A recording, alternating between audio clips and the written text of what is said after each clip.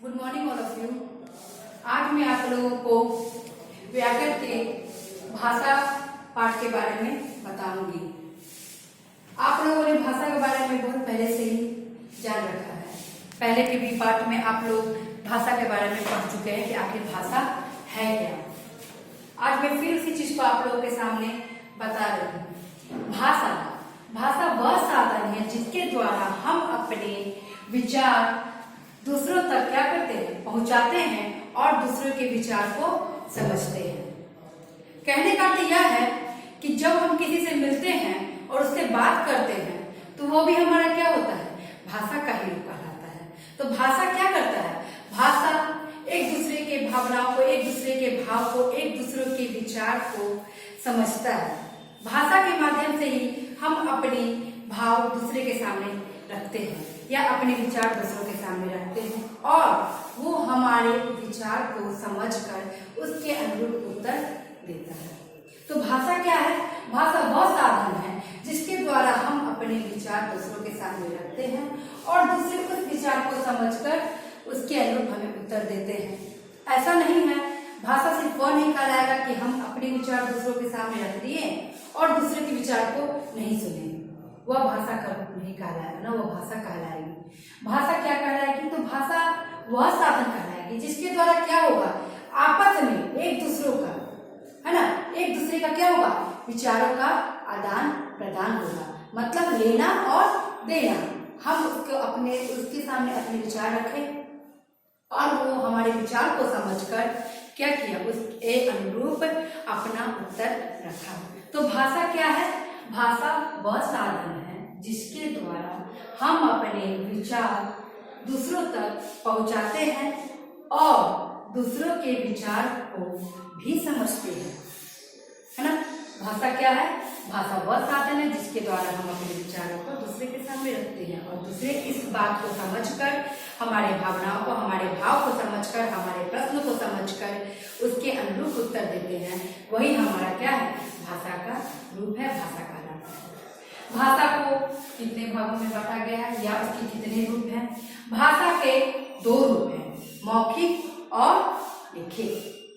क्या है, भाषा के दो रूप हैं, कौन कौन, मौखिक और लिखित। अब मौखिक क्या है और लिखित क्या है, इसके बारे में हम जानेंगे। ये दोनों ही भाषा के ही रूप हैं, बस अंतर इतना है कि मौखिक भाषा में हम अपने बात को बोलकर दूसरों के सामने प्रकट करते हैं और लिखित भाषा में हम अपनी बातों को लिखकर दूसरों के सामने प्रकट करते हैं।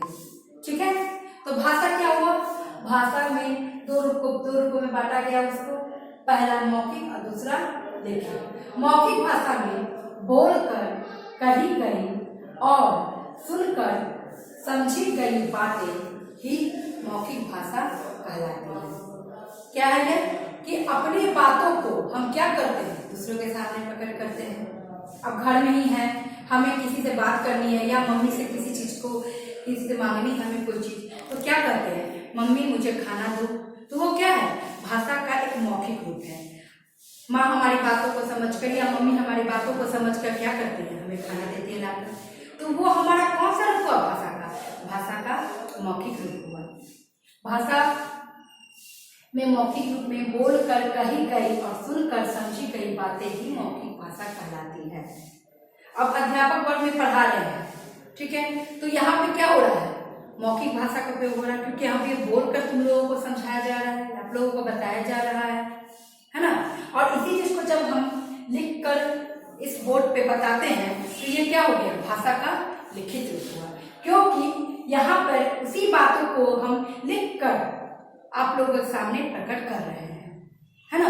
तो क्या है, मौखिक भाषा और लिखित भाषा में बस इतना ही का अंतर है कि एक बार हम अपने विचारों को बोलकर प्रकट करते हैं और दूसरे बात में हम क्या करते हैं, अपनी बातों को लिखकर प्रकट करते हैं। तो इसको हम किस तरह बोलेंगे कि लिखकर कही गई बात, है ना, लिखकर कही गई बात और पढ़कर समझी गई बातें ही भाषा का लिखित रूप है या लिखित भाषा कहलाती है। ठीक है, इसमें एग्जाम्पल बहुत सारे हो सकते हैं कि क्या करते हैं, कभी कविताएं लिखते हैं, लेखक कहानियां लिखते हैं। तो ये सब क्या है, भाषा का लिखित रूप है। ठीक है। और मौखिक भाषा में क्या होता है, उसी चीज के बारे में बताना, उसी कविताओं को वर्ग में समझाना, लिखी हुई कविताओं को वर्ग में समझाना बोलकर वो मौखिक रूप में हो गई। और यहाँ पे जिस चीज को हम लिख कर बता रहे हैं, ये हमारा क्या हुआ, लिखित भाषा। ठीक है। ये हो गया हमारी लिखित और मौखिक भाषा। ये भाषा के दो रूप है। लेकिन इसके अलावा भी एक भाषा है जिसके बारे में आप आगे के वर्ग में जानेंगे, आगे की क्लास में जानेंगे कि आखिर अब एक और भाषा है क्या जिसके बारे में हम नहीं जाने हैं। अभी मैं थोड़ा आप लोगों को उसके बारे में बता देती हूँ। भाषा के एक और रूप है जिसे क्या किया गया, इसके अंदर सम्मिलित नहीं किया गया, वो है सांकेतिक भाषा। सांकेतिक भाषा है क्या, सांकेतिक भाषा में क्या होती है, सांकेतिक भाषा में हम दूसरों से जो बात करते हैं वो किस चीज के द्वारा, संकेत के द्वारा। अब बहुत सारी क्राउड है, भीड़ है, किसी को हमें बुलानी है तो हम क्या करते हैं, हाथ का इशारा करते हैं, या सड़क पे ट्रैफिक पुलिस जो होते हैं वो क्या करते हैं, या तो अपने सीटी के सहारे या अपने हाथ के इशारे पे क्या करते हैं, भीड़ को रोकते हैं। क्रिकेट के मैदान में एक एम्पायर जो होते हैं वो क्या करते हैं, वो भी वहां पर सांकेतिक भाषा का ही प्रयोग करते हैं। वह कैसे, जब कोई आउट होते हैं तो वो अब वो बोल नहीं सकते, लेकिन उस संकेतों के द्वारा वो प्रकट करते हैं कि यह प्लेयर क्या हो गया, अब आउट हो चुका है। तो यहाँ पे क्या होता है, भाषा का सांकेतिक रूप में ही उसका प्रयोग हो रहा है ना। तो भाषा का एक और रूप जिसे यहाँ सम्मिलित नहीं किया गया वो है सांकेतिक भाषा। अब भाषा में आएंगे तो भाषा में हमारा है, कौन सी भाषा है जिसको बहुत ज्यादा महत्व दिया गया है हमारे देश में, तो वो है हमारी हिंदी भाषा। क्या है, भारत की राष्ट्रभाषा। अब अगला पॉइंट हम देखेंगे क्या है, भारत की राष्ट्रभाषा। इसके बारे में ज्यादा हमें जानना नहीं है क्योंकि तुम लोग अभी छोटे क्लास में हो, तो उसके अकॉर्डिंग छोटा सा ही बता रही समझा रही कि आखिर है क्या। भारत की राष्ट्रभाषा है ना, भारत की राष्ट्रभाषा कौन सी है, भारत की राष्ट्रभाषा हिंदी। हमारी क्या है, भारत की जो भाषा है, हमारे देश की जो भाषा है वो क्या है, हिंदी। ठीक है। अंग्रेजी को तो कॉमन दिया गया है क्योंकि वो हर एक कंट्री है ना, हर एक देश में, हर देश में और हर राज्य में बोली जाती है। परंतु हिंदी जो है एक ऐसी भाषा है जो हर एक राज्य के लोग नहीं समझ पाते, या अदर कंट्री, इसके अलावे हमारे अपने भारत देश के अलावे दूसरे देश में इस भाषा का उपयोग लोग नहीं करते हैं। इसलिए हमारा क्या है, हिंदी भाषा बहुत ही महत्वपूर्ण माना गया है। हिंदी हमारे देश की राष्ट्रभाषा है।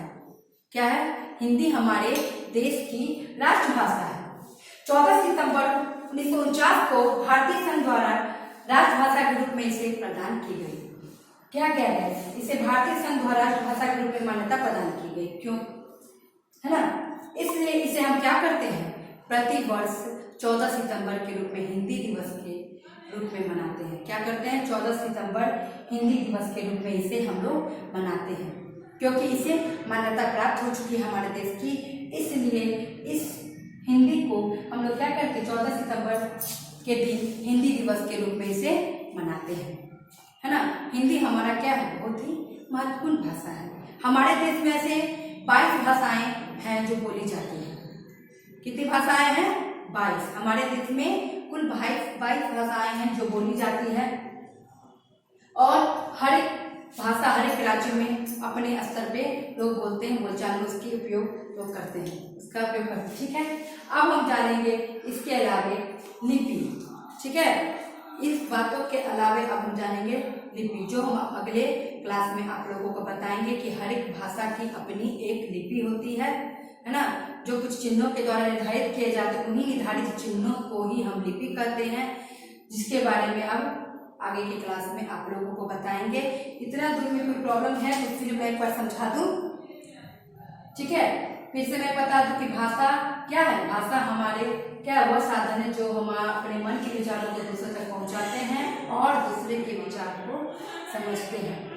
भाषा क्या है, भाषा वह साधन है जिसके द्वारा हम अपने विचार दूसरों तक पहुंचाते हैं और दूसरों के विचार को समझते हैं। भाषा को 2 भागों में बांटा गया है, एक मौखिक, दूसरी लिखित। मौखिक में हम लोग भाषा के मौखिक रूप का प्रयोग करते हैं, बोल का प्रयोग करते हैं, और लिखित भाषा में हम लोग भाषा के लिखित रूप का लिख कर